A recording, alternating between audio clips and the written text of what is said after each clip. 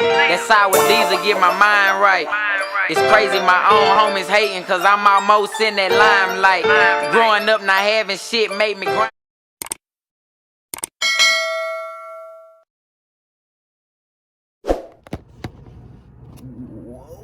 What's good, YouTube? It's your boy KENNETH back with another reaction video. So y'all been, dang. Here, let me go ahead and start recording. So y'all actually been requesting this Sacramento Swamp Story Gang War Oak Park vs. G-Parkway. It's actually part 1 and part 2 of this, so I'm gonna do part 1, and I might have to split this up into like 4 parts. I don't know how much stories I got on here, so let's get into it. But a lot of people been asking for this, so welcome back to Swamp Story. I already liked it and stuff because he's gonna say like the video. I seen that. Guys, so make it what it is. And for those of you who are new to this channel, make sure to like and subscrib if you like the video. Get ready because this is going to be the craziest video. Y'all been wanting me to react to this, so this one is mind-blowing. For this series, we leave the Bay and head up Highway 80 to Sacramento, the lamest city in California. The lamest? Sacramento is actually a mad underrated city, and they definitely do not get the credit they deserve for their influence on the Bay culture.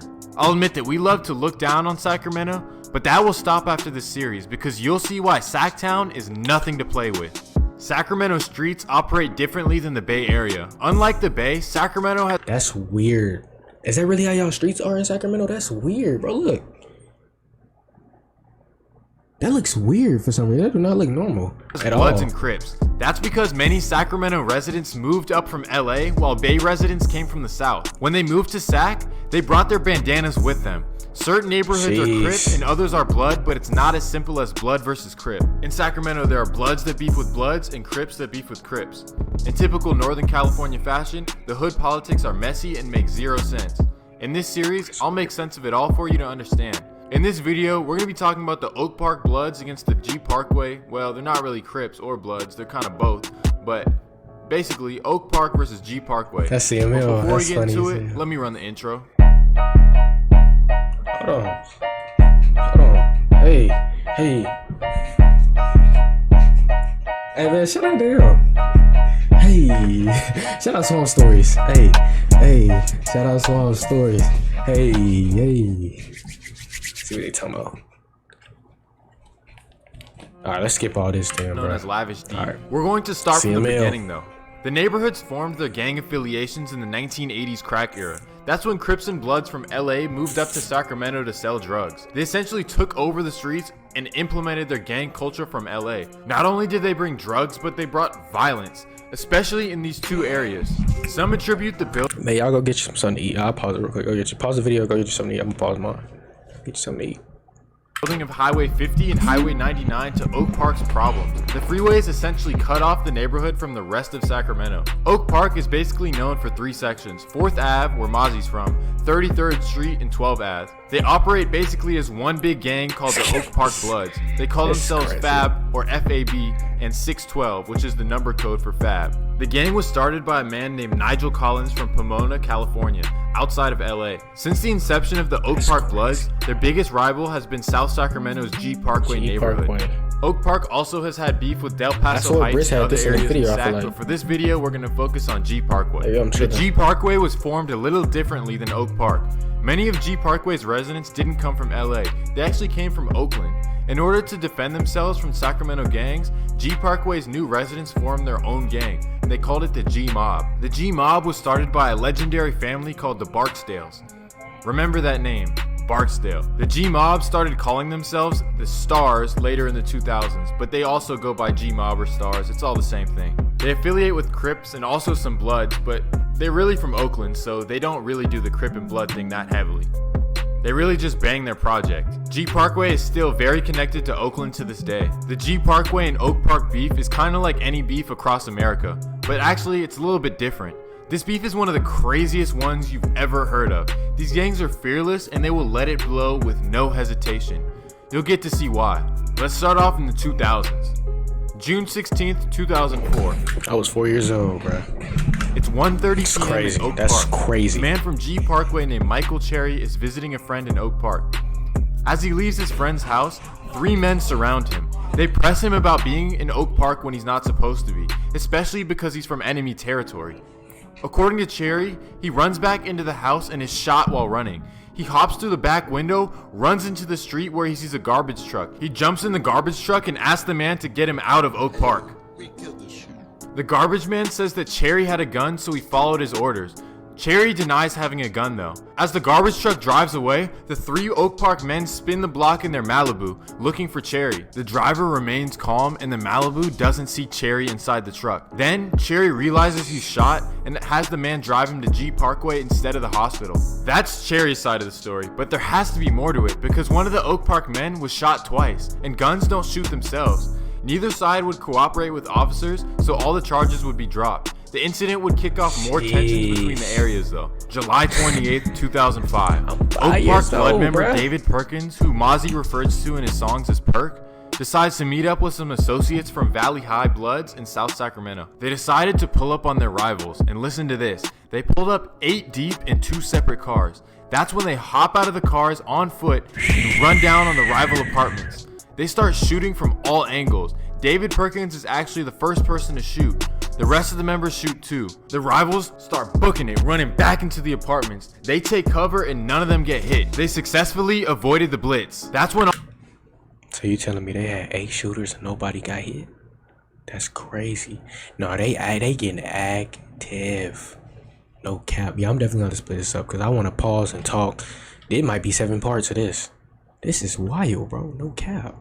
All the Bloods decide to hop back in their cars, but that's when they notice David Perkins slumped over and bleeding. They help him into the car and speed off. His Valley High associates don't want to take him to the hospital because they don't want to be arrested for the shooting, so they dump him on the sidewalk near his aunt's house where he bleeds to death. This is where things get interesting. Valley High Blood member and close Oak Park associate Kenneth K9 Carter decides to testify against the gang to receive immunity, meaning he gets all his charges dropped and walks away free if he testifies.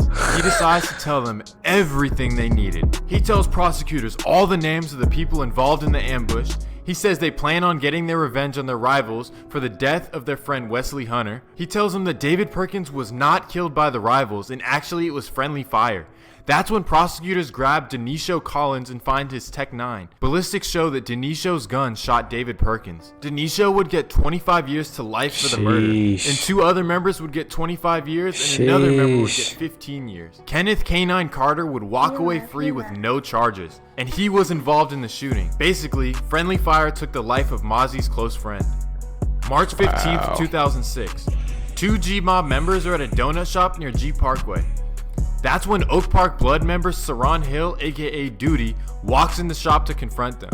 He tells them he's looking for their gang member Donald Stone and asks where he is. Before the men can even speak, Duty pulls out his gun and shoots both of them. One of them would die on the scene. Rest in peace, Jack Lawrence. Oh, he wasn't playing. He was about to. He said, hey, y'all ain't gonna come here asking me where I need to be and where I'm at. That's crazy.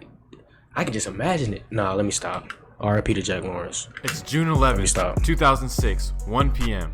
A group of young men from G-Parkway are leaving Macy's in downtown Sacramento. That's when they run into a group of Oak Park Bloods. At first, the group start arguing. They all take off their size 4XL tees, I imagine, and start fighting. They handled the situation the way it should be. Just a simple group fist fight.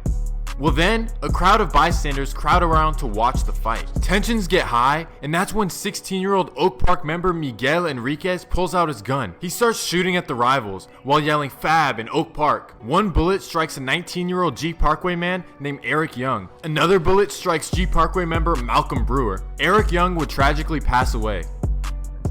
Oak Park Blood member Miguel Enriquez has been in Salinas Valley State Prison since. He may be released in 2023 on parole. Bro, he went when he was 16. That's crazy, bro. They throwing their life away, bro.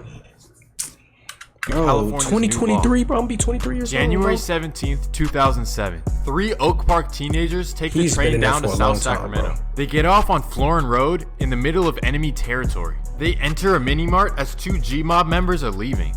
The 2 G-Mob members wait for the Oak Park boys outside the mini-mart.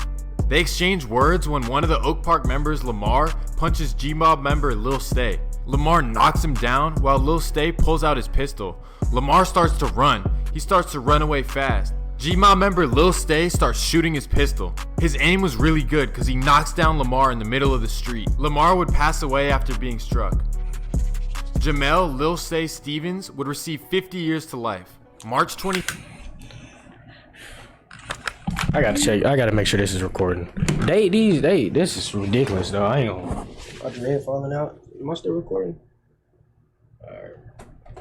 We still recording, man, but literally everybody doing pretty much life in prison right now. It's crazy. 3rd, 2007. Like, bro. A group of young teenagers from Oak Park are at a house party in Del Paso Heights. They're all 15 and 16 years old because it's a high school party. The young Oak Park members feel threatened and they feel like they're gonna get jumped. They leave the house party and call 15-year-old Jarrell Ties, who's an Oak Park Blood member. They head back to the party to wait outside before Jarrell arrives. Jarrell pulls up slowly, turns off his headlights, and tells them, "You guys go home right now." That's when the Oak Park teenagers run from the area.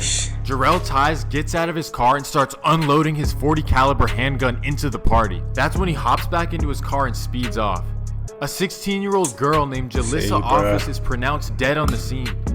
R.P. Jalissa. Jarrell Ties would be arrested for the murder. He would confess to his cousin that the murder was him, and that was 15 years old, bro. They throwing their life away, bro. This is crazy. When we hit that 10-minute mark, I'm gonna go ahead and end the video there, though.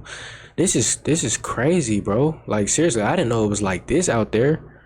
I know, like, you know what I'm saying? Like, this has been going on for a long time. Like, this is 2005, 2006, 2007, bro. I was 7 years old when all this was going on. That's crazy. It was a mistake for his freedom. That confession would end up getting him life in prison. Life in prison, bro, at 15 years old, bro. May 2nd, 2007.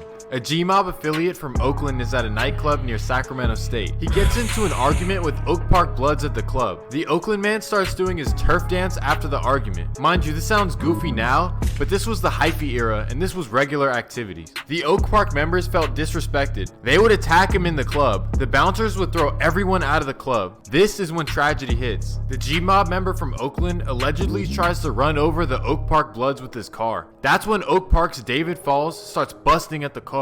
20-year-old female Sacramento State student Kebret Teko would pass away. See, bruh. R.I.P. She was an Ethiopian immigrant with dreams of being a doctor. Wow.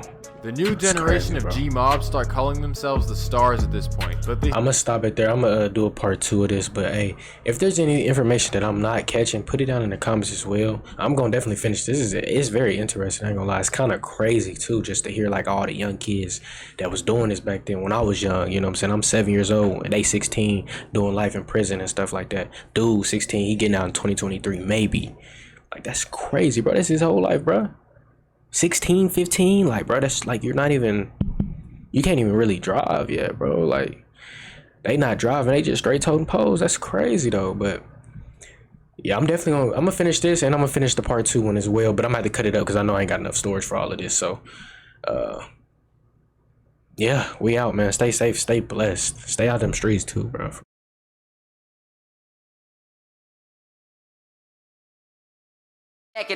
So I keep my eye tight. This what they been waiting for, but the wait is over. You better ask about the Snoop, bitch, I'm taking over. I put my city on my back like my polo.